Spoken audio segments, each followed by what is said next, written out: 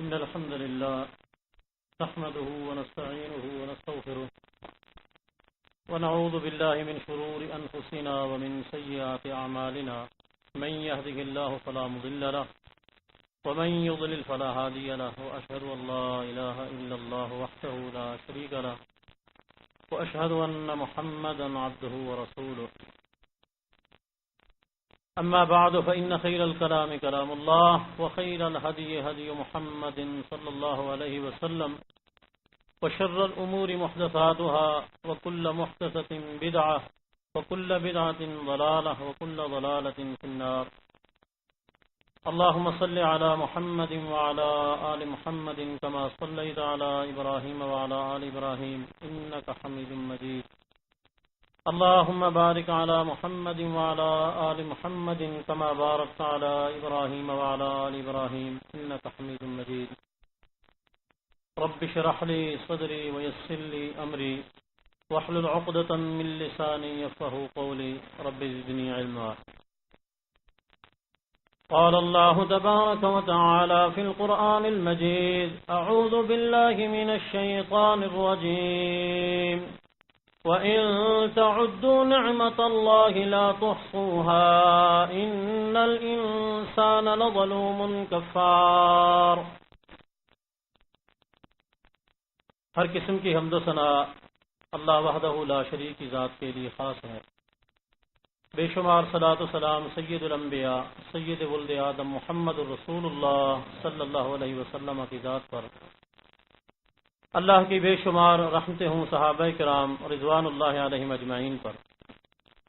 حمد و صلات کے بعد یہاں آج درس فضیلت الشیخ مولانا عبداللہ ناصر رحمانی صاحب کا تھا، لیکن وہ کسی مجبوری کی وجہ سے نہیں آ سکے تو مجھے یہاں بھیج دیا گیا. میں کوئی اتنا بڑا عالم نہیں ہوں بلکہ طالب علم ہوں. کوشش کروں گا کہ میں اپنی اور آپ کی اصلاح کروں. محترم ساتھیوں، میں نے ایک آیت پڑھی آپ کے سامنے. اللہ رب العزت اس میں ارشاد فرماتے ہیں: وَإِن تَعُدُّوا نِعْمَةَ اللَّهِ لَا تُحْصُوهَا. اگر تم اللہ کی نعمتوں کو شمار کرنا چاہو، اللہ کے احسانات کو شمار کرنا چاہو، لا تحصوها تو تم اس کو شمار نہیں کر سکتے. ان الانسان لظلوم کفار. یقیناً انسان بہت بڑا ظالم اور ناشکر ہے. دیکھیں، اللہ کی نعمتیں اگر ایک انسان اپنے جسم کے اندر غور و فکر کرے، وَفِي أَنفُسِكُمْ أَفَلَا تُبْصِرُونَ، اگر تم اپنے نفسوں میں غور و فکر کرو تو بہت ساری اللہ کی نعمتیں تمہیں نظر آئیں گی، اور ان کے ذریعے اللہ کی معرفت، اللہ کی پہچان انسان کے لیے آسان ہے. محترم ساتھیوں، انہی نعمتوں میں سے ایک نعمت ہے جسے ایمان کہتے ہیں. ان نعمتوں میں سے ایک نعمت ہے جسے ایمان کہتے ہیں. ساری دنیا کی نعمتیں انسان کے پاس ہوں لیکن ایمان اس کے پاس نہ ہو تو اس کے پاس کچھ بھی نہیں. اور اس کے پاس ساری دنیا کی نعمتوں میں سے کوئی نعمت نہ ہو اور ایمان اس کے پاس ہو، اس کے پاس سب کچھ. اس لیے رسول اللہ صلی اللہ علیہ وسلم نے 13 سالہ مکی زندگی میں جو محنت کی ہے وہ عقیدے کی اصلاح پر کی ہے. اگر عقیدہ صحیح ہے تو پھر اعمال تمام کے تمام اللہ کے ہاں جو رسول اللہ صلی اللہ علیہ وسلم کے طریقے کے مطابق ہوں وہ قبول ہوتے ہیں. اگر عقیدہ صحیح نہیں ہے، ایمان نہیں ہے، تو پھر نتیجہ کیا نکلے گا؟ جتنے بھی انسان اچھے کام کر لے، رب کائنات ارشاد فرماتے ہیں فَجَعَلْنَاهُ هَبَاءً مَنْثُورًا، ہم تمام کے تمام اعمال کو راکھ بنا کے اڑا دیں گے. اب آپ دیکھتے ہیں کسی جگہ زلزلہ آتا ہے، کسی جگہ کوئی سیلاب آتا ہے، مسلمانوں کے ساتھ ساتھ غیر مسلم بھی بہت کام کرتے ہیں. لوگوں کو فائدہ پہنچاتے ہیں، پتہ نہیں کتنا کچھ ان کے ساتھ تعاون کرتے ہیں، لیکن اللہ کے ہاں ان تمام اعمال کا ذرہ برابر بھی ثواب نہیں اگر ان کا خاتمہ ایمان پر نہیں، اس لیے کہ وہ اللہ کی نعمت دنیا میں استعمال کر رہے ہیں، تو جتنا بھی وہ اچھے کام کر لیں اگر ان کے پاس ایمان نہیں ہے، عقیدہ صحیح نہیں ہے، خاتمہ ایمان پر نہیں ہے، تو ایک عمل کا ثواب بھی اللہ کے ہاں نہیں ہے۔ فجعلناہ ھباء منثورا، ان کے جتنے بھی اچھے کام ہوں گے وہ سارے کے سارے رب کائنات راکھ بنا کے اڑا دیں۔ محترم سامعین، ایمان کے حوالے سے چند باتیں آپ کے سامنے رکھنا چاہتا ہوں، لیکن ان باتوں سے پہلے ایک بات آپ کو بتانا چاہتا ہوں۔ میرا یہاں آنا اور آپ کا یہاں بیٹھنا، اگر اس میں اخلاص ہے تو پھر تو ہے مفید، اگر اخلاص نہیں ہے تو پھر میرا آپ کو سنانا اور آپ کا سننا اس میں کوئی فائدہ نہیں۔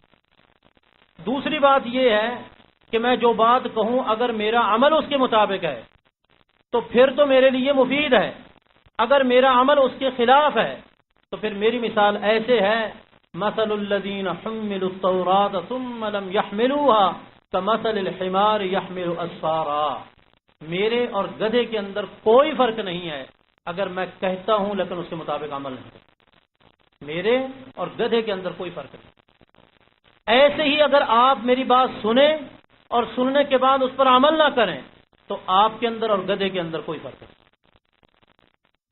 تو میں جو کہوں اللہ مجھے توفیق دے اس کے مطابق عمل کروں، اور جو آپ سنیں اللہ آپ کو توفیق دے کہ آپ اس کے مطابق عمل کریں، آمین۔ محترم ساتھیوں، یہاں الحمدللہ ساتھیوں کا جو یہ پروگرام ہوتا ہے یہ کتنا اللہ کے ہاں اجر اور ثواب کا باعث ہے، اس کے لیے ایک حدیث رسول اللہ صلی اللہ علیہ وسلم کی سناتا چلوں۔ قبیصہ بن مخارق رضی اللہ تعالیٰ عنہ، مسند احمد کی روایت ہے، ان کی عمر بہت زیادہ ہو گئی تھی، عمر رسیدہ جب ہوئے تو سفر کر کے رسول اللہ صلی اللہ علیہ وسلم کے پاس آئے۔ نبی علیہ الصلوۃ والسلام نے قبیصہ بن مخارق رضی اللہ عنہ کو دیکھا تو ان سے سوال کیا۔ آپ کو یہ بھی بتاتا چلوں اگر اللہ کسی کو بیٹا دے تو اس کا نام قبیصہ رکھے، یہ ایک جدید نام ہے، میرا خیال خاندان میں شاید نہیں ہوگا، اور صحابی کا نام ہے اور خوبصورت نام ہے قبیصہ، قاف با یا صاد اور آخر میں قبیصہ۔ قبیصہ بن مخارق رضی اللہ عنہ سے سوال کیا، قبیصہ ما جاء بک، تجھے کون سی چیز یہاں لائی ہے، کس لیے آئے ہو؟ کہنے لگے اللہ کے رسول صلی اللہ علیہ وسلم قبرت سنی ورق عظمی، میں عمر رسیدہ ہو چکا ہوں، ہڈیاں کمزور ہو چکی ہیں، آپ کے پاس اس لیے آیا ہوں لتعلمنی، آپ مجھے وہ چیز سکھلائیں جو مجھے رب کائنات دنیا اور آخرت میں فائدہ دے۔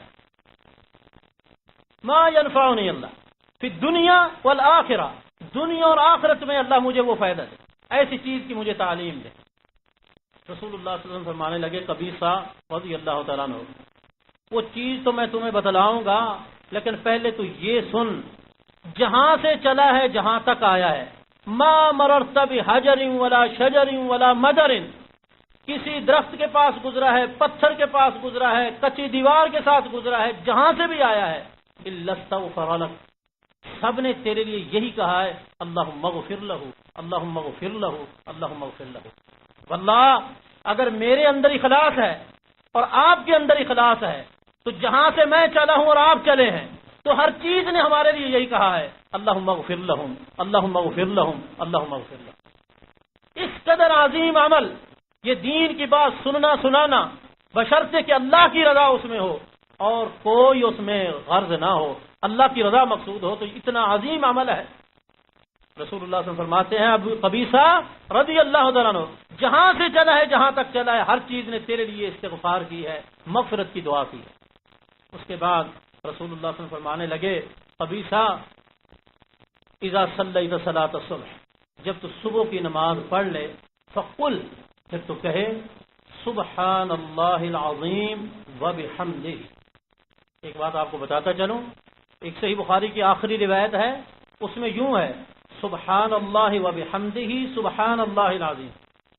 وہ کلمات یوں ہیں: کلمتان ثقیلتان فی المیزان خفیفتان علی اللسان حبیبتان الی الرحمن سبحان اللہ و بحمدہ سبحان اللہ العظیم.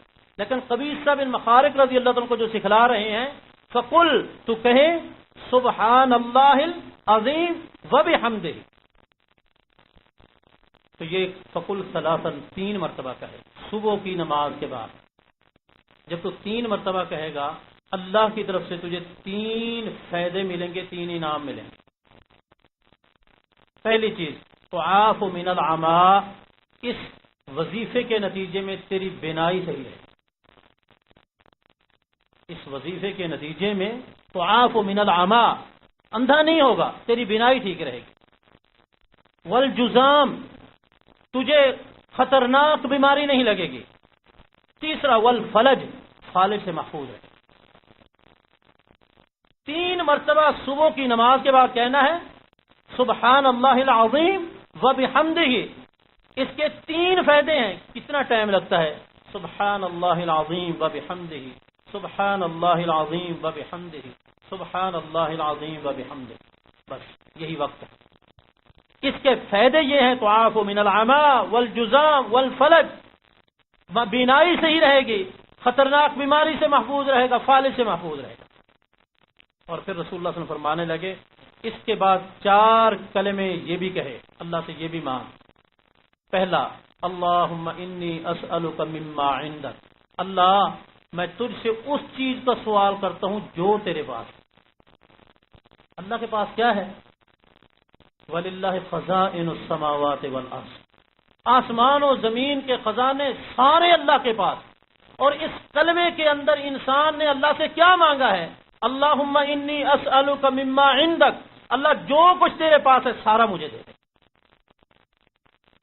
پہلا کلمہ اللہم انی اسألک مما عندک. دوسرا، وَأَفِضْ عَلَيَّ مِنْ فَضْلِكَ، اللہ میرے اوپر اپنے فضل کی بارش کر دے. وَأَفِضْ عَلَيَّ مِنْ فَضْلِكَ وَانشُرْ عَلَيَّ مِنْ رَحْمَتِكَ، اللہ میرے اوپر اپنی رحمت کو پھیلا دے. اور چوتھا کلمہ وَأَنزِلْ عَلَيَّ مِنْ بَرَكَاتِكَ، اللہ میرے اوپر اپنی برکتیں نازل کر دے. یہ اس قبیصہ بن مخارق رضی اللہ عنہ کو رسول اللہ صلی اللہ علیہ وسلم نے کلمات سکھلائے. آپ اندازہ لگائیں، اس کا سوال یہ تھا کہ عمر رسیدہ ہو چکا ہوں اور بوڑھا ہو چکا ہوں، ہڈیاں کمزور ہو چکی ہیں، کوئی ایسی چیز کی تعلیم دیں جو دنیا اور آخرت میں نفع دے. رسول اللہ صلی اللہ علیہ وسلم اس کے نتیجے میں اسے یہی کلمات سکھلائے ہیں. ایک آدمی بوڑھا ہو چکا ہے اور چاہتا ہے کہ ایسی چیز سیکھوں جس سے دنیا کا بھی فائدہ ہو، آخرت کا بھی فائدہ ہو، تو یہی کہا کرے سبحان اللہ العظیم و بحمدہ سبحان اللہ العظیم و بحمدہ سبحان اللہ العظیم و بحمدہ اللہم انی اسألک مما عندک وافض علی من فضلک وانشر علی من رحمتک وانزل علی من برکاتک. یہ تو تمہیدی بات تھی کہ میرا آنا اور آپ کا بیٹھنا اگر اس میں اخلاص ہے تو ہمارے لیے کتنا فائدہ. محترم ساتھیو، ایمان کے حوالے سے پہلی بات آپ ذہن نشین کر لیں، ایمان سب کا ایک جیسا نہیں ہے. ایمان سب کا ایک جیسا نہیں ہے. نبی کے ایمان میں اور صدیق کے ایمان میں بہت فرق ہے. نبی سید الانبیاء، سید الاولیاء، سید الشہداء، سید الصدیقین، سید الاولین، سید الآخرین، سید ولد آدم محمد رسول اللہ صلی اللہ علیہ وسلم. اور اللہ کے رسول صلی اللہ علیہ وسلم کے بعد پورے انبیاء کی پوری امتوں میں سے افضل ترین انسان ابو بکر صدیق رضی اللہ عنہ. انبیاء کے بعد پورے انبیاء کی امتوں میں سے جتنے بھی لوگ جنت میں جائیں گے، تمام انبیاء کی امتوں میں جتنے لوگ جنت میں جائیں گے، سب کے سردار ابو بکر صدیق رضی اللہ تعالیٰ انبیاء. لیکن دونوں کا ایمان ایک جیسا نہیں. نبی کے ایمان میں اور صدیق کے ایمان میں بہت فرق ہے. نبی کا ایمان، اس میں بھی وہ تینوں باتیں شامل ہیں: اقرار باللسان، تصدیق بالقلب اور اعمال بالارکان. زبان سے اقرار کرنا، دل سے تصدیق کرنا اور اعضاء سے عمل کرنا، یہ ایمان ہے. رسول اللہ صلی اللہ علیہ وسلم کا جو ایمان تھا اس میں یہ تینوں چیزیں شامل تھیں. آپ بھی کہتے تھے میں اللہ پر ایمان لایا، آپ بھی اس کی تصدیق بھی کرتے تھے، اور آپ نماز، روزہ، حج یہ سب اعمال بھی کرتے تھے کہ اس ایمان کے اندر یہ تینوں چیزیں شامل تھیں۔ ابو بکر صدیق رضی اللہ عنہ کے ایمان کے اندر بھی یہ تینوں چیزیں شامل تھیں، لیکن دونوں کے ایمان میں بہت بڑا فرق ہے۔ کس طرح مثال دیتا چلوں، مکہ کے غار تو آپ نے دیکھی بھی ہے، جہاں رسول اللہ صلی اللہ علیہ وسلم اور ابو بکر صدیق رضی اللہ تعالیٰ عنہ موجود تھے۔ دشمن اوپر آ چکے ہیں اور رسول اللہ صلی اللہ علیہ وسلم کو ابو بکر صدیق رضی اللہ عنہ فرماتے ہیں، اللہ کے رسول صلی اللہ علیہ وسلم اگر ان لوگوں نے اپنے پاؤں کی طرف دھیان کیا، توجہ کی، تو ہم تو نظر آ جائیں گے۔ رسول اللہ صلی اللہ علیہ وسلم فرمایا، یا ابا بکر ما ظنک باثنین اللہ ثالثہم، اے ابو بکر تیرا کیا گمان ہے ان دو کے ساتھ جن کے ساتھ تیسرا اللہ ہے۔ لا تحزن ان اللہ معنا، غمزدہ نہ ہو، اللہ ہمارے ساتھ ہیں۔ اب رسول اللہ صلی اللہ علیہ وسلم کا ایمان کیا تھا کہ اس حالت میں بھی ذرہ برابر لغزش نہیں آئی، اللہ پر کس قدر توکل ہے، لیکن اس حالت میں ابو بکر صدیق رضی اللہ عنہ پریشان ہو گئے ہیں۔ یہ دونوں کے ایمان میں کیا ہے فرق ہے؟ نبی کا ایمان اس میں ذرہ برابر لغزش نہیں ہے، اور جبکہ ابو بکر صدیق رضی اللہ عنہ کا ایمان اس میں خوف آ گیا ہے۔ تو رسول اللہ صلی اللہ علیہ وسلم نے فرمایا، ما ظنک یا ابا بکر، تیرا کیا گمان ہے ان دو کے بارے میں جن کے ساتھ تیسرا اللہ ہے؟ تو ایمان ایک جیسا نہیں ہے، اور جس طرح ایمان مختلف ہے اسی طرح ایمان کی بنیاد پر جنت میں جو درجات ہیں وہ بھی کیا ہے؟ مختلف ہے۔ سب سے اعلیٰ درجہ ایمان کی بنیاد پر محمد رسول اللہ صلی اللہ علیہ وسلم کا، اس لیے کہ آپ کا ایمان تمام انبیاء کے ایمان سے اعلیٰ اور افضل ہے۔ باقی تمام انبیاء کا ایمان رسول اللہ صلی اللہ علیہ وسلم کے ایمان سے کم ہے، اور رسول اللہ صلی اللہ علیہ وسلم کا ایمان سب سے اعلیٰ اور افضل ہے، اس لیے رسول اللہ صلی اللہ علیہ وسلم کا مقام بھی سب سے اعلیٰ اور افضل ہے۔ اور باقی انبیاء کی جتنی امتوں کے لوگ جنت میں جائیں گے ان کا جو ایمان ہے ان تمام کے ایمان سے اعلیٰ اور افضل ایمان ہے ابو بکر صدیق رضی اللہ عنہ کا، اس لیے ان کا مقام بھی تمام سے اعلیٰ اور افضل۔ تو جتنا ایمان کے اندر پختگی آئے گی اتنا مقام بڑھتا جائے گا۔ لیکن یاد رکھیں، جب کوئی ایمان کی بنا پر اللہ کے ساتھ تعلق مضبوط سے مضبوط تر کرتا ہے تو اس کے نتیجے میں اللہ کی طرف سے امتحان بھی بڑے سخت آتے ہیں۔ ایمان کو مضبوط اور پکا کرنے کے لیے اور ایمان کی مضبوطی کو بڑھانے کے لیے جتنا انسان کوشش کرتا ہے اتنے امتحانات بھی آتے ہیں، اسی امتحان کے نتیجے میں پھر ایمان مضبوط ہوتا ہے اور پھر ایمان بڑھتا ہے۔ اس لیے رسول اللہ صلی اللہ علیہ وسلم نے فرمایا، اشد الناس ابتلاء الانبیاء فالانبیاء، سب سے زیادہ سخت امتحان اللہ کی طرف سے نبیوں کا ہوتا ہے، اس لیے کہ ان کا ایمان سب سے زیادہ مضبوط ہوتا ہے۔ محترم ساتھی، ایک بات اور بھی بتاتا چلوں، بعض اوقات ایسے ہوتا ہے ایک آدمی بے نماز ہے، روزہ بھی نہیں رکھتا، زنا کرتا ہے، شراب پیتا ہے، چوری کرتا ہے، ظلم کرتا ہے، لیکن کبھی اس کو بیمار نہیں دیکھا کسی نے۔ ایک آدمی 5 وقت کا نمازی ہے، روزے بھی رکھتا ہے، زکوٰۃ بھی نکالتا ہے، لیکن کبھی خود بیمار، کبھی بیوی بیمار، کبھی بچے بیمار، کبھی مالی پریشانی، کبھی کوئی پریشانی، کبھی کوئی پریشانی۔ بعض اوقات انسان سمجھتا ہے، بعض اوقات کہہ بھی دیتا ہے کہ وہ نماز بھی نہیں پڑھتا، اس کی یہ حالت ہے، اور میں 5 وقت کا نمازی ہوں، مجھے اتنی پریشانی ہے۔ یاد رکھیں رسول اللہ صلی اللہ علیہ وسلم کا یہ فرمان، اشد الناس ابتلاء الانبیاء فالانبیاء، جتنا کوئی اللہ کے ساتھ تعلق زیادہ جوڑتا ہے اتنا اللہ اس کا امتحان زیادہ لیتا ہے۔ حضرت عائشہ رضی اللہ عنہا فرماتی ہیں کہ پہلے میرا ذہن یہ تھا کہ کسی کو کچھ تکلیف آتی ہے تو وہ اس کے گناہ کے نتیجے میں ہوتی ہے، لیکن جب رسول اللہ صلی اللہ علیہ وسلم کو 17 دن تکلیف رہی تو میرا ذہن صاف ہو گیا، مجھے پتہ چلا کہ یہ بات نہیں ہے بلکہ اللہ کی اپنی حکمت ہوتی ہے، اللہ کی اپنی حکمت ہوتی ہے۔ اور اس میں بھی میں 4 باتیں آپ کو بتاتا چلوں۔ یہ 4 حکمتیں ہوتی ہیں امتحان میں، جب اللہ اپنے بندے کا امتحان لیتا ہے تو اس میں 4 حکمتیں ہوتی ہیں۔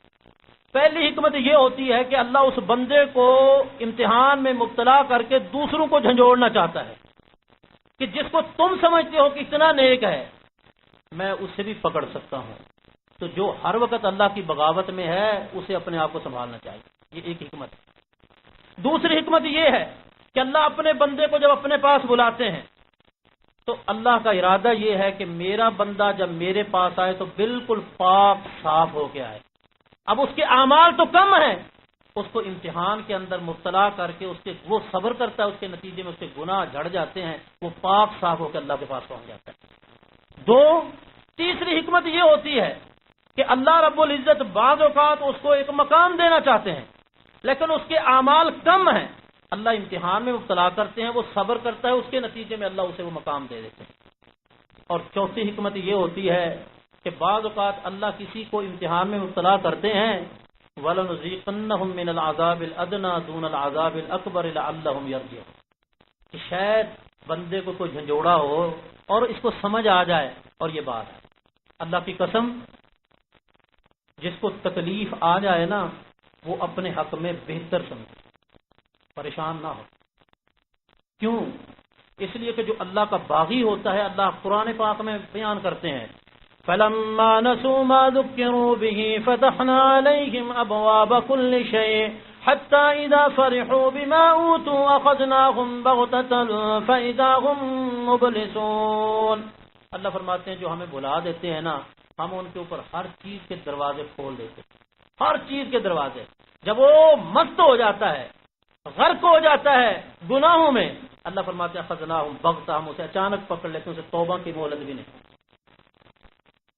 لیکن ایک بندہ گناہ کر رہا ہے اور اسے تھوڑا سا جھٹکا لگا تو بعض اوقات وہ سنبھل جاتا ہے کہ میں اب بھی اپنے آپ کو سنبھال لوں. لیکن ایک آدمی گناہ کرتا گیا اور ہر طرح کا تعیش ہے، اسے پھر کبھی بھی احساس نہیں ہوتا کہ میں گناہ میں جا رہا ہوں اور اپنے آپ کو سنبھال لوں. یہ حکمتیں ہیں اللہ کے. تو ایمان کی بنیاد پر اللہ کی طرف سے امتحان ہوتا ہے. محترم ساتھیو، ایمان کے حوالے سے ایک بات آپ کو اور بتاتا چلوں.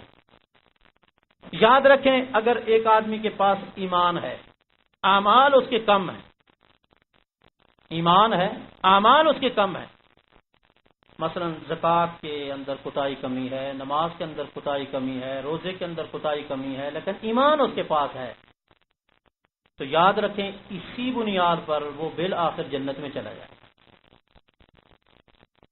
لیکن اس کا معنی یہ نہیں ہے کہ چلو ایمان تو ہے بس پھر کوئی بات نہیں نماز.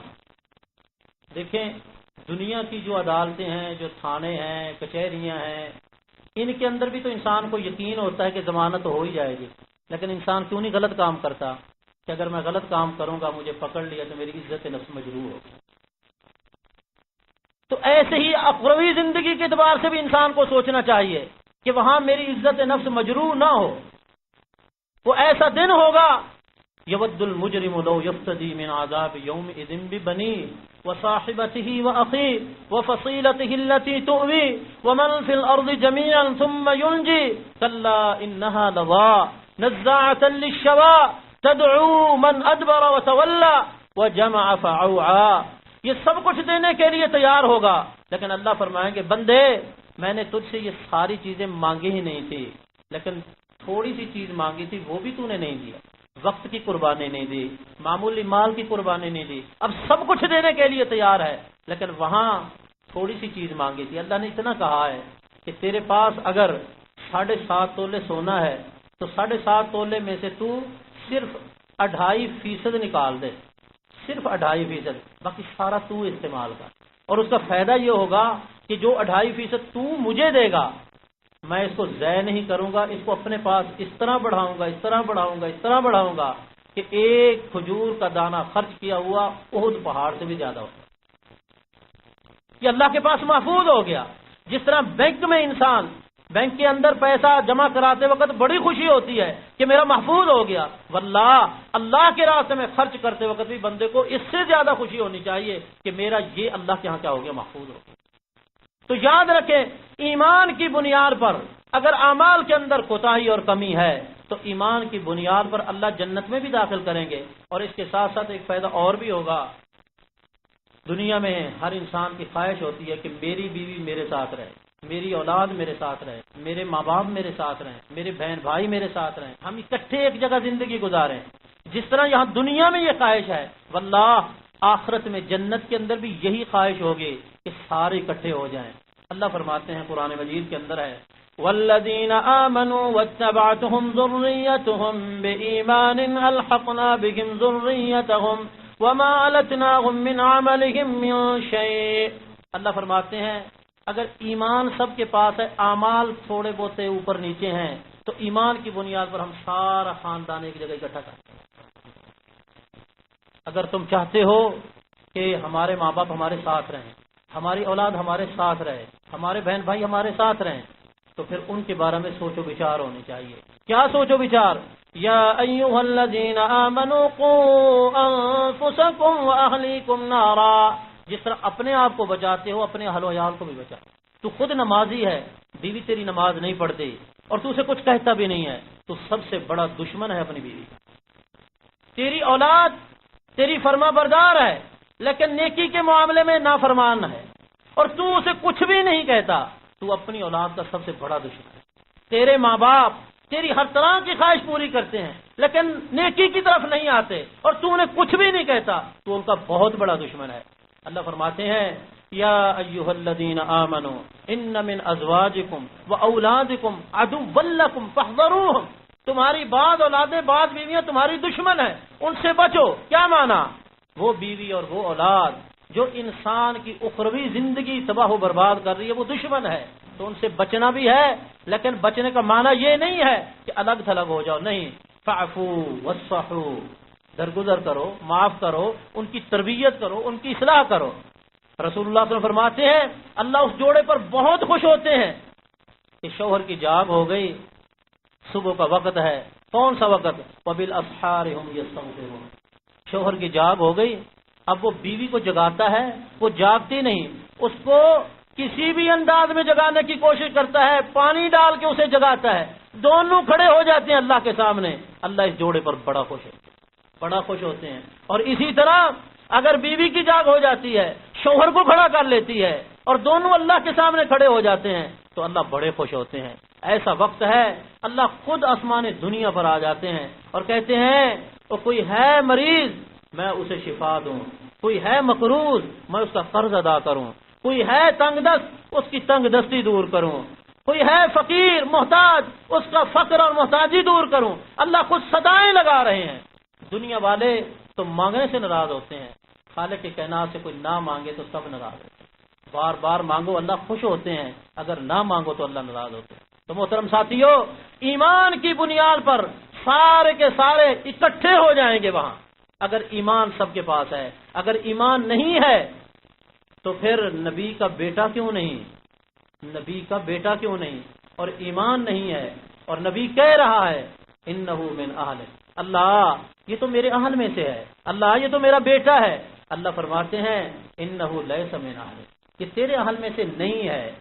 خون کا رشتہ اور ایمان کا رشتہ یہ دونوں رشتے ہیں، ایک تعلق ہے، لیکن یاد رکھو ایمان کا رشتہ ہوگا تو خون کا رشتہ مضبوط ہو جائے گا، اگر ایمان کا رشتہ نہیں ہے تو خون کا رشتہ کٹ جائے گا، ٹوٹ جائے گا، اس کی کوئی حیثیت نہیں ہے۔ نبی کا باپ کیوں نہ ہو، ایمان نہیں ہے اور خاتمہ ایمان پر نہیں، اس کی کوئی بخشش نہیں۔ نبی کی ماں کیوں نہ ہو اور خاتمہ ایمان پر نہیں ہے، اس کی کوئی بخشش نہیں۔ نبی کا بھائی کیوں نہیں ہے، ایمان نہیں ہے، خاتمہ ایمان پر نہیں ہے، اس کی کوئی بخشش نہیں ہے۔ رسول اللہ صلی اللہ علیہ وسلم صحیح بخاری کی روایت ہے، آخری وقت کس قدر کوشش کی ہے ابو طالب کے بارے میں، کتنی کوشش کی ہے اور بالآخر کلمہ نہیں پڑا، اور آخر میں کہہ بھی دیا علی ملت عبد المطلب، میں عبد المطلب کی ملت پر مر رہا ہوں۔ لوگ تو کہتے ہیں کہ وہ جی ایمان مومن تھے، یہ تھے وہ تھے، لیکن انہوں نے آخری اپنی زبان سے یہ لفظ ظاہر کیے ہیں، نکالے ہیں علی ملت عبد المطلب۔ اور اس کے بعد رسول اللہ صلی اللہ علیہ وسلم پریشان ہوئے، اللہ کی طرف سے وحی آ گئی، انک لا تہدی من احببت ولکن اللہ یہدی من یشاء وہو اعلم بالمہتدین۔ آپ کسی کو ہدایت نہیں دے سکتے، ہدایت دینا اللہ کا کام ہے۔ نبی دعا کر سکتا ہے، نبی ہدایت نہیں دے سکتا۔ نبی ہدایت کی دعا کر سکتا ہے لیکن نبی کسی کو ہدایت نہیں دے سکتا۔ یاد رکھیں نبی اللہ کے آگے مجبور ہے، اللہ نبی کے آگے مجبور نہیں۔ نبی اللہ کے آگے مجبور ہے، اللہ نبی کے آگے مجبور نہیں ہے قطعا۔ نبی کسی کو بخشش کرانے کے لیے ایڑی چوٹی کا زور لگا دے اور اللہ اسے نہ معاف کریں، نبی اسے بخشوا نہیں سکتا، اور اللہ کسے معاف کرنا چاہیں، بخشنا چاہیں، نبی اسے نہ بخشوائے، اللہ پھر بھی بخش دیتے ہیں۔ یاد رکھیں بخشش کا اختیار صرف اللہ کے پاس ہے۔ نبی نے ایک کے لیے کہا اللہم اغفر لہ، اللہم اغفر لہ، اللہم اغفر لہ، 70 مرتبہ سے زیادہ کہا نبی نے، اللہ کی طرف سے جواب ملا استغفر لهم او لا تستغفر لهم ان تستغفر لهم 70 مرة ان تستغفر لهم 70 مرة فلن يغفر الله لهم۔ اے محمد صلی اللہ علیہ وسلم اگر آپ 70 مرتبہ سے بھی زیادہ اس کے لیے کہیں نا اللہم اغفر لہ، میں نے پھر بھی اس کو معاف نہیں کرنا۔ کیوں؟ وجہ کیا ہے؟ وجہ یہ ہے کہ آپ کہہ رہے ہیں اللہم اغفر لہ، اللہم اغفر لہ، اے اللہ اس کو معاف کر دے، اور یہ اللہ کو مانتا ہی نہیں۔ جس اللہ کو آپ درخواست دے رہے ہیں اللہ اسے معاف کر، اس اللہ کو تو یہ مانتا ہی نہیں ہے، تو وہ اللہ اس کو کس طرح معاف کرے گا؟ آپ کو وہ علم نہیں تھا جو اللہ کو علم تھا، آپ کو وہ علم نہیں تھا جو اللہ کو علم تھا۔ اللہ کو پتا تھا کہ اس کے اندر ایمان نہیں ہے، آپ کو پتا نہیں تھا اس طرح جس طرح اللہ کو کیا کا علم تھا۔ اذا جاءك المنافقون قالوا نشهد انك لرسول الله والله يعلم انك لرسول والله يشهد ان المنافقين لكاذبون، یہ جھوٹے ہیں، تو اس لیے رسول اللہ صلی اللہ علیہ وسلم نے 70 مرتبہ سے زیادہ کہا تو اللہ نے معاف نہیں کیا۔ کیوں؟ اس لیے کہ وہ اللہ کو مانتا نہیں تھا۔ ساتھیو، رسول اللہ صلی اللہ علیہ وسلم ہدایت کسی کو نہیں دے سکتے، آپ ہدایت کی دعا کر سکتے ہیں۔ ہاں، اگر وہ ہدایت کا مستحق ہے تو پھر اللہ اسے ہدایت دیتے ہیں، اگر ہدایت کا مستحق نہیں ہے تو اللہ ہدایت نہیں دیتے۔ وَهُوَ أَعْلَمُ بِالْمُهْتَدِينَ، اللہ فرماتے ہیں مجھے پتا ہے کہ ہدایت کا حق کسے ملنا چاہیے، کس کو ہدایت ملنی چاہیے۔ رسول اللہ صلی اللہ علیہ وسلم نے ایک موقع پر ابو ہریرہ رضی اللہ تعالیٰ عنہ کی والدہ کے لیے اتنا ہی کہا اللہم اہد ام ابی ہریرہ، اللہم اہد ام ابی ہریرہ۔ جب گھر سے گئے تھے ابو ہریرہ رضی اللہ تعالیٰ عنہ تو رسول اللہ صلی اللہ علیہ وسلم کے حق میں گالیاں سن کے گئے تھے، پریشان حال تھے، اور کہنے لگے اللہ کے رسول صلی اللہ علیہ وسلم آپ کو برا بھلا کہتی ہے میری والدہ، محبت ہے مجھے، لیکن جب آپ کو برا بھلا کہتی ہے مجھے بڑی تکلیف ہوتی ہے، آپ دعا کریں کہ اللہ میری والدہ کو ہدایت دے دے۔ نبی علیہ الصلوۃ والسلام نے ہاتھ اٹھایا اور کہا اللہم اہد ام ابی ہریرہ، اللہ ابو ہریرہ کی ماں کو ہدایت دے۔ بس یہ کہنا تھا، اللہ نے اسی وقت یہ دعا قبول کی۔ جب واپس آئے تو غسل کر کے بیٹے کے سامنے کہا لا الہ الا اللہ محمد رسول اللہ۔ تو یاد رکھیں ایمان کی بنیاد پر نجات ہے، اگر ایمان ہے تو سب کچھ ہے، ایمان نہیں ہے تو کچھ بھی نہیں ہے۔ اور اگر بندے کے پاس ایمان ہے تو جہاں اللہ کے بندے اس کے حق میں دعائیں کرتے ہیں وہاں اللہ کے ملائکہ بھی اس کے حق میں دعائیں کرتے ہیں۔ اور اللہ کے ملائکہ میں وقت ختم ہو گیا یا باقی ہے؟ میرے پاس اصل گھڑی پاکستان کے ٹائم والی ہے۔ اچھا چلو یہ آخری بات انشاءاللہ، پھر اس کے بعد ختم کریں گے۔ رسول اللہ صلی اللہ علیہ وسلم نے ہمیں یہ بات بتلائی ہے کہ ایمان ہے تو پھر اس کے حق میں اللہ کے ملائکہ بھی دعائیں کرتے ہیں۔ الذين يحملون العرش ومن حوله يسبحون بحمد ربهم ويستغفرون للذين آمنوا ربنا وسعت كل شيء رحمة وعلما فاغفر للذين تابوا واتبعوا سبيلك وقهم عذاب الجحيم۔ یہ اس کے اندر اللہ رب العزت ارشاد فرماتے ہیں دیکھیں اللہ کے ملائکہ کی تعداد کتنی ہے، وما يعلم جنود ربك الا هو، اللہ کے ملائکہ کی تعداد اللہ کو علم ہے، اللہ کے سوا محمد رسول اللہ صلی اللہ علیہ وسلم کو بھی علم ہے کہ اللہ کے ملائکہ کتنے ہیں، رسول اللہ صلی اللہ علیہ وسلم کو بھی اس بات کا علم ہے۔ روزانہ 70,000 ملائکہ بیت المعمور کا طواف کرتے ہیں، 70,000۔ یہاں بھی الحمدللہ آپ دیکھتے ہیں کہ کوئی لمحہ نہیں ہے جس میں طواف نہ ہو رہا، کوئی لمحہ۔ انسان ایک آدمی، میں کہتا ہوں ساری زندگی وہ یہاں بیٹھ جائے اور کہے کہ میں وہ لمحہ تلاش کروں جس میں مجھے کوئی آدمی طواف کرتا ہوا نہ ملے، واللہ میرا ایمان ہے، یقین ہے، اس کی زندگی ختم ہو جائے گی لیکن اسے یہ لمحہ نہیں ملے گا، اسے یہ لمحہ نہیں ملے گا جو مسلمانوں کا ذوق شوق ہے اس وقت۔ تو اسی طرح اس گھر کے اوپر بھی ایک اللہ کا گھر ہے جسے بیت المعمور کہتے ہیں، وہاں اللہ کے ملائکہ طواف کرتے ہیں۔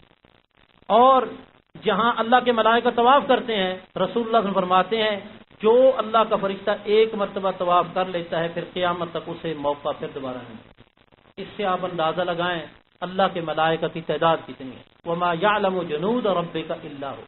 لیکن جہاں اللہ کے ملائکہ کو موقع نہیں ملتا وہاں اللہ کا ایک بندہ جب سے گیا ہے اللہ نے اس کو جگہ ہی ہوئی، ایک اللہ کا بندہ وہ جب سے گیا ہے اللہ کے پاس، رسول اللہ صلی اللہ علیہ وسلم فرماتے ہیں میں نے بیت المعمور میں ایک رجل دیکھا، آدمی دیکھا، تو وہ ٹیک لگا کے بیٹھا ہوا تھا۔ میں نے پوچھا یہ کون ہے؟ اللہ کی طرف سے جواب دیا گیا، آپ کو یہ بات بتلائی گئی کہ یہ ابراہیم علیہ السلام، ابراہیم علیہ السلام ہے۔ جب سے اللہ کے پاس گئے ہیں قیامت تک وہ بیت المعمور میں، قیامت ہے۔ اور یہ اللہ نے ان کو صلہ کیوں دیا؟ جو اللہ کے گھر کو آباد کرے گا اللہ اس کو اس طرح کی ترقی دیں گے۔ آج مساجد بنا لیتے ہیں، متولی بن جاتے ہیں، منتظم اعلیٰ بن جاتے ہیں، لیکن کسی کی مرضی ہو کسی کو آنے دے کسی کو نہ آنے دے، جو چار پیسے خرچ کر دے وہ چودھری بن جاتا ہے، وہ کہتا ہے جی میں متولی ہوں، میں یوں ہوں، میں وہ ہوں۔ بھائی اللہ کے بندو، گھر اللہ کا، کام کیا اللہ کے لیے، اب تو اس طرح کی باتیں نہ کر، تو اللہ کے لیے بنا دیا، اللہ کی رضا کے لیے کام کر۔ اگر تو اللہ کی رضا کے لیے کام کرے گا پھر اللہ تجھے اس طرح کی ترقی دیں گے۔ وَأَنَّ الْمَسَاجِدَ لِلَّهِ فَلَا تَدْعُوا مَعَ اللَّهِ أَحَدًا، اللہ کے ساتھ کسی کو نہ پکارو۔ تو ابراہیم علیہ السلام وہاں موجود ہیں، کس طرح موجود ہیں؟ برزخی زندگی وہ ہمیں معلوم ہے، بس رسول اللہ صلی اللہ علیہ وسلم جو ہمیں بتا دیا ہمارا اس پر ایمان ہے، اس میں تحقیق کرنا، جستجو کرنا، اس میں گہرائی میں جانا یہ ہمارے ساتھ تعلق ہی نہیں ہے۔ بس رسول اللہ صلی اللہ علیہ وسلم جو بتا دیا ہمارا اس پر ایمان ہے، جیسے ہیں رسول اللہ صلی اللہ علیہ وسلم نے بتایا بس ہمارا اس پر کیا ہے؟ ایمان ہے۔ تو ابراہیم علیہ السلام وہاں موجود ہیں۔ تو بات دوسری طرف چلی گئی، وما یعلم جنود ربک الا هو، یہ اللہ کے ملائکہ میں سے ایک جماعت ہے جنہوں نے اللہ کے عرش کو اپنے اوپر اٹھایا ہوا ہے۔ الذین یحملون العرش، وہ اللہ کے فرشتے جنہوں نے اپنے اوپر اللہ کے عرش کو اٹھایا ہوا ہے۔ وہ کتنے ہیں؟ قرآن مجید میں بھی ایک جگہ ہے ثمانیہ، اور تفسیر ابن کثیر میں بھی ہے ثمانیہ۔ وہ 8 فرشتے ہیں جنہوں نے اب اللہ کے عرش کو اپنے اوپر اٹھایا۔ تفسیر ابن کثیر میں ہے کہ 4 فرشتے ان کا بھی ایک ترانہ ہے اور دوسرے 4 فرشتے ان کا بھی ایک ترانہ ہے۔ ایک ترانہ تو وہ تفسیر ابن کثیر میں ہے، اور ایک ترانہ قرآن کا یہ جو میں نے آپ کے سامنے پڑھا ہے، الذین یحملون العرش ومن حولہ یسبحون بحمد ربہم، وہ اللہ کی تسبیح بھی کرتے ہیں، اللہ کی حمد بھی کرتے ہیں۔ وَيَسْتَغْفِرُونَ لِلَّذِينَ آمَنُوا، اس تسبیح اور حمد کے دوران پھر وہ کہتے ہیں اللہ مومنوں کو معاف کر دے۔ وَيَسْتَغْفِرُونَ لِلَّذِينَ آمَنُوا، اللہ مومنوں کو معاف کر دے۔ جو مومن ہے یاد رکھیں ایمان ہے تو اس کے لیے کتنی بڑی سعادت ہے کہ وہ 8 فرشتے جنہوں نے اللہ کے عرش کو اٹھایا ہوا ہے وہ بھی اس کے حق میں دعائیں کرتے ہیں کہ اللہ اس مومن کو کیا کر دے؟ معاف کر دے۔ وَيَسْتَغْفِرُونَ لِلَّذِينَ آمَنُوا، پھر کہتے ہیں ربنا وسعت كل شيء رحمتا وعلما، اللہ تیری رحمت تیرا علم ہر چیز پر وسیع ہے، حاوی ہے۔ فاغفر للذین تابوا، اللہ جو توبہ کر لیں انہیں معاف کر دے۔ آگے لمبی آیت ہے، اس میں پھر صرف اس کے لیے نہیں ان کی بیویوں کے لیے بھی دعائیں کرتے ہیں، ان کی اولاد کے لیے بھی دعائیں کرتے ہیں۔ یہ آپ دیکھیں 24ویں پارے میں ان کے لیے بھی، ان کی بیویوں کے لیے بھی، ان کی اولادوں کے لیے وہ 8 فرشتے، اور ساتھ ساتھ ان کا ایک ترانہ ہے، 4 کا اور ہے، 4 کا اور ہے۔ 4 کہتے ہیں اللہم لک الحمد، اللہم لک الحمد، اللہ تیرے لیے حمد ہے، علی حلم کا بعد علم کا، علی حلم کا بعد علم کا، اللہ تو سب کچھ جانتا ہے پھر بھی تو حوصلے والا ہے، تجھے سب کچھ کا پتہ ہے اس کے باوجود پھر بھی تیرا کیا ہے؟ حوصلہ ہے۔ اور 4 کہتے ہیں اللہم لک الحمد علی عفو کا بعد قدرت کا، اللہ تو قادر بھی ہے لیکن اس کے باوجود پھر بھی تو کیا کر دیتا ہے؟ معاف کر دیتا ہے۔ یہ اللہ کے ملائکہ حمد بھی کرتے ہیں، تسبیح بھی کرتے ہیں، اور مومنوں کے لیے دعائیں بھی کرتے ہیں۔ تو تو یاد رکھو ساتھیو، اگر ہمارے پاس ایمان ہے تو پھر ہمارے لیے سب کچھ ہے، اگر ایمان نہیں ہے تو کچھ بھی نہیں ہے۔ اور ایمان اس کے بہت شعبے ہیں، افضلها سب سے اعلیٰ اور افضل وہ لا الہ الا اللہ، اور سب سے کم اماطۃ الاذى عن الطریق، راستے سے تکلیف دہ چیز ہٹا دینا۔ یہ جس کے پاس ایمان ہوگا وہ تکلیف دہ چیز ہٹائے گا، جس کے پاس ایمان نہیں ہوگا وہ تکلیف دہ چیز نہیں ہٹائے گا۔ اس کی 2-3 مثالیں دے دوں، شاید کسی کے دل میں میری بات اتر جائے اور اس کے لیے اور میرے لیے ذریعہ نجات بنے۔ آپ گاڑی پہ جا رہے ہیں اور پانی کھڑا ہے، آپ کو پتہ ہے اگر میں گاڑی تیزی سے لے جاؤں تو پانی کے چھینٹے دوسرے پر پڑیں گے۔ اگر آپ کے پاس ایمان ہوگا تو آپ گاڑی ایسا چلائیں، اگر آپ کے پاس ایمان ہوگا تو گاڑی ایسا چلائیں گے تاکہ میرے بھائی پر چھینٹے نہ جائیں۔ اماطۃ الاذى عن الطریق، راستے پر کوئی پتھر پڑا ہے، کوئی وزنی چیز پڑی ہے جس سے راستے کے اندر رکاوٹ ہے، آپ کے پاس ایمان ہے، آپ لاکھوں روپے کی گاڑی پر بیٹھے ہوئے ہیں، آپ گاڑی کو روکیں گے، اس کو ایک طرف کریں گے اور پھر آگے چلیں گے۔ یہ ایمان آپ کو اس طرف لائے گا۔ اماطۃ الاذى عن الطریق، راستے سے تکلیف دہ چیز ہٹا دینا، یہ ایمان کی کم سے کم یعنی درجہ ہے ایمان کا۔ جس کے پاس کم سے کم ایمان ہے وہ ضرور یہ کام کرے گا۔ محترم ساتھیو واللہ، جس بندے کے اندر یہ جذبہ پیدا ہو جائے وہ کبھی بھی متکبر نہیں ہوگا، کبھی بھی وہ متکبر نہیں ہوگا۔ جس کے اندر یہ جذبہ پیدا ہو جائے کبھی وہ تکبر نہیں کرے گا، کبھی غرور نہیں کرے گا، اور وہ دوسرے کے دکھ کو اپنا دکھ سمجھے گا، دوسرے کی تکلیف کو اپنی تکلیف سمجھے گا، اور دوسرے کی ہر طرح کی تکلیف کو تکلیف سمجھ کر اس تکلیف کو دور کرنے کی کوشش کرے گا۔ اگر اس کے اندر یہ جذبہ پیدا ہو جائے، اور یہ جذبہ پیدا اس وقت ہوگا جب اس کے پاس کیا ہو، ایمان ہو۔ اللہ سے دعا ہے کہ اللہ تعالی ہمارے دلوں کو ایمان کے نور سے مزین کرے، اللہ ہمارا خاتمہ ایمان پہ کرے، اللہ تعالی ہماری دین دنیا کے اندر وہ تمام لغزشیں جو ہمارے ایمان کو خراب کرتی ہیں، اللہ ان سے ہمیں محفوظ رکھے، اور اللہ ان تمام باتوں کی ہمیں توفیق دے جس کے نتیجے میں ہمارا ایمان مضبوط ہوتا ہے اور ہمارا ایمان جو ہے اللہ کے ہاں پسندیدہ بنتا ہے۔ اللہم انا نسألک علما نافعا ورزقا طیبا وعملا متقبلا، آمین۔ واقول قولی ھذا وآخر دعوایا ان الحمد للہ رب العالمین۔ جزاکم اللہ خیرا واحسن الجزاء۔ اللہ سبحانہ وتعالیٰ صاحب کو جزائے خیر دے کہ اپنا قیمت وقت نکال کر یہاں آئے اور آپ کے سامنے قرآن اور سنت سے بیان کیا، ایمان کی باتیں بیان کی، اور ہم آپ سب لوگوں کا بھی شکریہ ادا کرتے ہیں جالیات کی طرف سے کہ آپ یہاں تشریف لائیں اور یہاں سنتے رہتے ہیں، آتے رہتے ہیں۔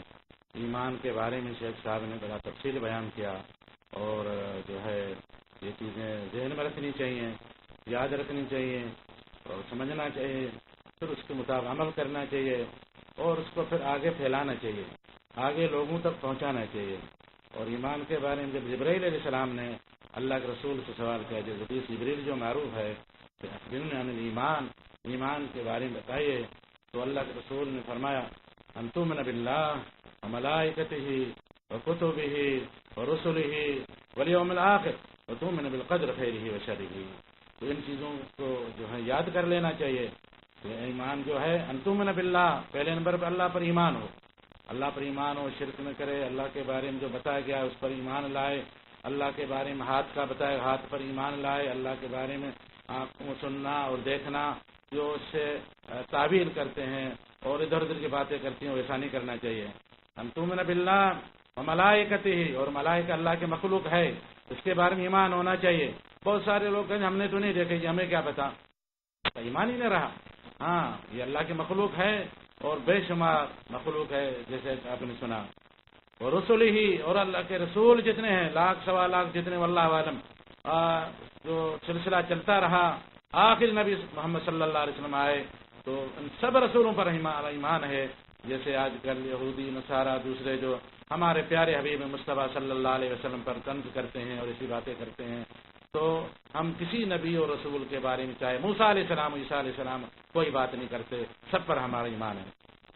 والیوم الآخر، اور آخرت پر ایمان کہ آخرت جو ہے برحق ہے، اور قبر میں سوال ہوگا، اس کا جواب دینے ہیں، اور اسی طرح سے جو پل صراط ہے، جنت ہے، جہنم ہے، یہ سب چیز ان سب پر ایمان پہ اور تؤمن بالقدر خیر ہی و شر ہی، اور اسی طرح سے قدر پر ایمان ہونا چاہیے، بھلائی ملی ہے یا خیر ملا ہے یا کوئی تکلیف ہے، اللہ کے قدر اللہ ما شاء، اللہ کے پاس لکھا ہوا تو پہنچا ہے، تو اس پر آدمی کو صبر کرنا چاہیے۔ اگر کوئی اچھی چیز ملتی ہے تو اس میں جو ہے اللہ کی حمد و ثنا کرنی چاہیے۔ تو پیارے بھائیوں، یہ چیزیں بڑی اہم ہیں اور بنیادی چیزیں ہیں، ان کو ذہن میں رکھنا چاہیے، یاد رکھنا چاہیے اور اس کو سمجھنا چاہیے، اس کے مطابق عمل کرنا چاہیے اور اس کو پھر آگے پہنچانا چاہیے، اور آگے پہنچانے میں اگر کوئی تکلیف ملتی ہے تو اس کو برداشت کرنا چاہیے، انبیاء علیہ السلام کا طریقہ اختیار کرنا چاہیے۔ اللہ سبحانہ و تعالیٰ سے دعا ہے کہ ہمیں قرآن و سنت مدار کرنے کی توفیق دے۔ یا اللہ، ہم یہ دعا کرتے ہیں جتنے پریشان حال ہیں سب کی پریشانی دور فرما دے۔ یا اللہ، جتنے مشکل میں پھنسے سب کی مشکلیں آسان کر دے۔ یا اللہ، ہم یہ دعا کرتے ہیں جتنے قرض دار سب کے قرض ادا کر دے۔ یا اللہ، ہم یہ دعا کرتے ہیں ہمارے جتنے مسلمان ملک ہیں سب کو ہدایت ہے، اور یا اللہ ان میں اسلامی قانون نافذ ہو جائے، اور یہ جو مشاکل آج کل سوریا میں، یمن میں، فلاں جگہ پر، یا اللہ ان کو تو ٹھیک کر دے، تو بڑا قادر و کریم ہے۔ یا اللہ، ہم یہ دعا کرتے ہیں جتنے بھی بیمار و مریض ہیں، اللہ مشف مردان و مرض المسلمین، سب کو شفاء کامل نصیب عطا فرما۔ یا اللہ، جتنے ہمارے رشتہ دار عزیز اقارب دنیا سے چلے گئے ہیں توحید پر، ان سب کی قبر منور فرما۔ یا اللہ، ان کو اعلیٰ مقام جنت میں دے۔ یا اللہ، ہم یہ دعا کرتے ہیں جتنے بھی اولاد ان کو صالح اولاد عطا فرما۔ یا اللہ، ہم یہ دعا کرتے ہیں جن کے اولاد ہیں، بیٹے اور بیٹیاں ہیں، ان سب کو صالح کر دے اور آخرت کی نجات کا ذریعہ بنا دے۔ وصلی اللہ تعالی علی نبینا محمد وعلی آلہ وصحبہ اجمعین، آمین یا رب العالمین۔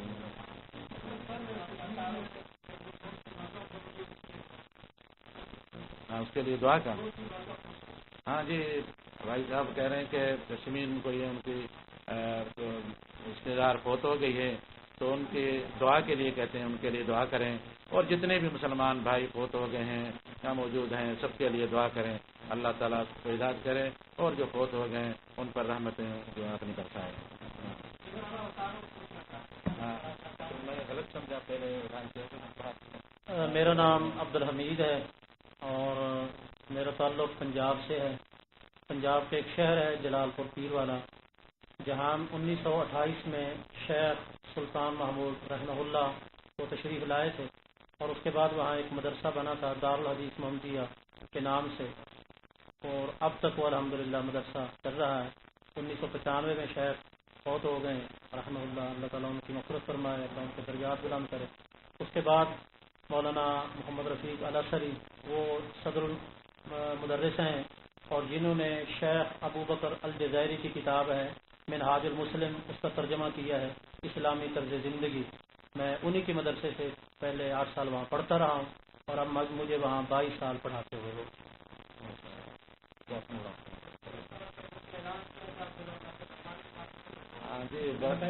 ہاں، پہلے آپ نے بتایا تو معذرت خواہ ہیں کہ شیخ عبداللہ ناصر کے لیے ہم نے کہا تھا کہ وہ آ رہے ہیں، لیکن جو ہے نا وہ نہ آ سکے۔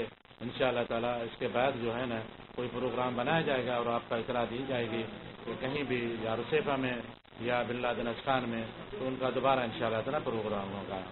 تو ہم معذرت خواہ ہیں، اور جو ہے نا جو ہمارے سے یہ غلطی